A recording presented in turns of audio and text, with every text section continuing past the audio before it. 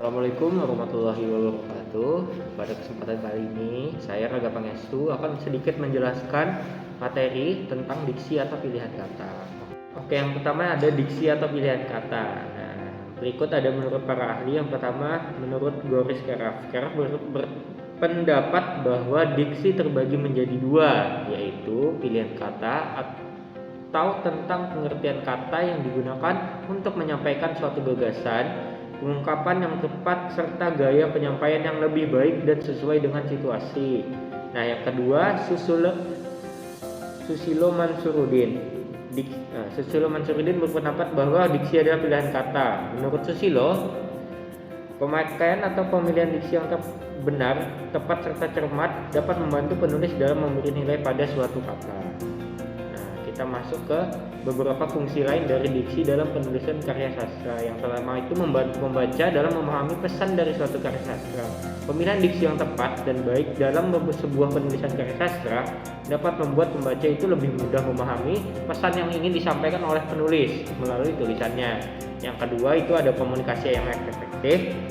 Pemilihan diksi dalam penulisan karya sastra dapat membantu membuat komunikasi menjadi lebih efektif. Pemahaman yang baik mengenai penggunaan maupun pemilihan diksi sangat penting agar terciptanya suatu komunikasi yang efisien serta efektif. Yang ketiga itu ada sebagai bentuk ekspresi. Nah, sesuai dengan pengertiannya, diksi berfungsi sebagai bentuk ekspresi yang hadir dalam gagasan penulis yang dapat dituangkan dalam tulisan maupun lisan. Yang keempat ada hiburan. Pemilihan diksi yang tepat dapat berfungsi sebagai hiburan bagi pembaca. Hal ini berkaitan dengan setiap pesan serta ekspresi yang dituangkan dalam sebuah karya sastra. Nah, yang kedua ini kita masuk ke syarat-syarat diksi yang baik. Yang pertama itu kita menggunakan kata konotasi dan denotasi dengan cermat dalam sebuah tulisan. Yang kedua menggunakan kata sinonim atau kata yang sama atau hampir sama maknanya dengan cermat dalam sebuah tulisan untuk mengungkapkan gagasan. Yang ketiga, dapat membedakan kata yang memiliki ejaan mirip tetapi maknanya sama. Yang keempat itu menggunakan kata kerja pada kata depan dan harus secara idiomatis. Yang kelima, mampu membedakan kata khusus serta umum dalam suatu tulisan seperti pidato sehingga ketepatan diksi dapat terjamin. Yang terakhir itu ada memperhatikan pemilihan kata atau diksi dengan tepat secara berkelanjutan pada suatu tulisan maupun pidato. Nah, kita masuk ke yang ketiga yaitu katakan konotatif dan denotatif. Nah, makna konotatif itu sendiri yaitu jenis berdasarkan makna konotatif merupakan diksi kata maupun kalimat yang memiliki arti bukan sebenarnya. Artinya, makna konotatif adalah makna kiasan yang berkaitan dengan nilai rasa. B. Makna denotatif. Diksi makna denotatif merupakan diksi dengan makna sebenarnya dari suatu kalimat maupun suatu kata. Makna denotatif juga dapat diartikan sebagai makna objektif tanpa membawa suatu perasaan tertentu atau murni. Nah, contoh konotatifnya itu banyak pahlawan yang telah gugur dalam medan perang. Nah, gugur dalam kalimat tersebut memiliki makna konotatif yaitu meninggal dunia. Nah, contoh yang kedua itu Tasya merupakan anak emas di kelas karena ia berperilaku sangat baik dan rajin. Nah, anak emas dalam kalimat tersebut bermakna anak yang paling disayang. Nah, contoh yang ketiga, setelah lulus kuliah, Abdul memilih untuk berprofesi sebagai kuli tinta. Kuli tinta dapat diartikan sebagai penulis atau lebih spesifik sebagai wartawan dan bukan bermakna sebagai kuli yang sebenarnya. Nah, kita masuk ke contoh denotatif. Nah, ada 3 contoh ya. Yang pertama itu jerawat dapat disebabkan oleh sebum yang menumpuk pada wajah. Nah, contoh kedua, jerapah memiliki leher yang lebih panjang dibandingkan hewan yang lainnya. Nah, yang ketiga, bagus bekerja keras untuk menggapai cita-citanya. Kita masuk ke yang keempat, kata umum dan kata khusus. Kata umum itu apa sih? Kata umum adalah sebuah kata yang mempunyai ruang lingkup yang luas dan kata-kata tersebut masih dapat diperincikan atau dijabarkan menjadi lebih sederhana. Nah, kata khusus itu apa? Kata khusus adalah sebuah kata yang mempunyai ruang lingkup yang terbatas. Makna kata khusus yang sifatnya sempit. yang mana kata-kata tersebut sudah tidak dapat diperincikan atau dijabarkan lagi.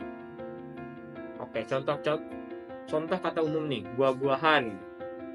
Contoh kasusnya apel, mangga, dan lain sebagainya. Contoh kata umumnya hewan ternak. Contoh kata khusus hewan ternak itu apa? Sapi, ayam, kambing.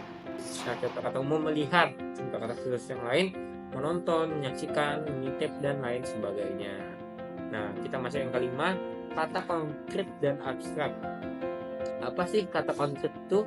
Kata konkret adalah kata yang memiliki makna acuan objek yang bisa dilihat, dirasakan, didengar, dan dicium oleh panca indera. Contohnya apa? Baju, celana, tas, dan lain sebagainya. Nah, yang kedua, kata abstrak. Kata abstrak adalah kata yang mempunyai acuan berupa pengertian atau teori konsep, di mana di dalamnya abstrak harus ada pemahaman dan pengetahuan karena karakteristiknya yang tidak berbentuk. Nah, contohnya apa? Sedih, bahagia, semangat, dan lain sebagainya. Masuk yang karena pembentukan kata. Dalam bahasa Indonesia, pembentukan kata dulu dapat dibedakan menjadi dua kategori ya, yaitu proses morfologis dan di luar proses morfologis. Nah, proses yang pertama, proses morfologis adalah cara pembentukan kata yang melibatkan struktur internal kata. Nah, yang kedua ada proses di luar morfologis, yaitu pembentukan kata di luar proses morfologis yang mencakup cara-cara yang tidak melibatkan perubahan struktural pada kata itu sendiri. Oke, contohnya adalah yang termasuk dalam proses morfologis, yaitu afiksasi, penambahan kata afiksasi, awalan akhiran pada kata dasar. Awalan ber, contohnya berlari, akhiran kan, contohnya tulisan. Nah, mengulang kata untuk menunjuk jumlah atau intensitas. Seperti buku-buku berarti banyak buku, anak-anak berarti banyak anak. Nah, komposisinya menggabungkan dua kata atau lebih menjadi kata baru.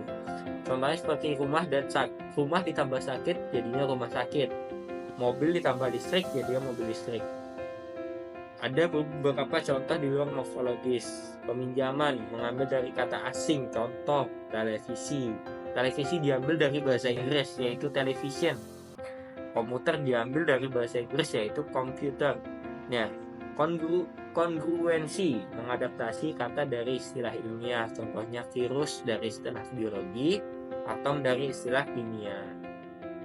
Kita masuk yang ketujuh, kesalahan pembentukan dan pemilihan kata. Yang pertama itu ada pengertian kesalahan pembentukan kata. Kesalahan pembentukan kata terjadi ketika kata dibentuk dengan cara yang tidak sesuai dengan kaidah bahasa Indonesia. Hal ini dapat meliputi kesalahan dalam proses afiksasi tadi, penambahan awalan, akhiran antisipan, reduplikasi, serta komposisi. Contoh kesalahan pembentukan kata itu kesalahan menyanyikan, ini contoh kalimatnya, menyanyikan lagu-lagu baru dengan semangat yang membara. Nah, contoh kebaikannya, menyanyikan lagu baru dengan semangat yang membara. Jadi kita tidak perlu menggunakan pemborosan kata seperti menyanyikan lagu-lagu, kita cukup membuatnya menyanyikan lagu baru dengan semangat yang membara. Contoh yang kedua itu pengertian kesalahan pemilihan kata. Kesalahan pemilihan kata terjadi ketika seseorang menggunakan kata yang tidak tepat sesuai dengan konteks kalimat. Hal ini dapat mengubah makna kalimat atau membuat menjadi kumpulan. Contoh kesalahan pemilihan kata, kesalahannya itu dia sangat pintar tetapi kadang-kadang dia bodoh. Kebaikannya dia sangat pintar tetapi kadang-kadang dia kurang bijaksana. Kata bodoh itu terlalu ekstrem dan tidak sesuai untuk menggambarkan ketidakbijaksanaan.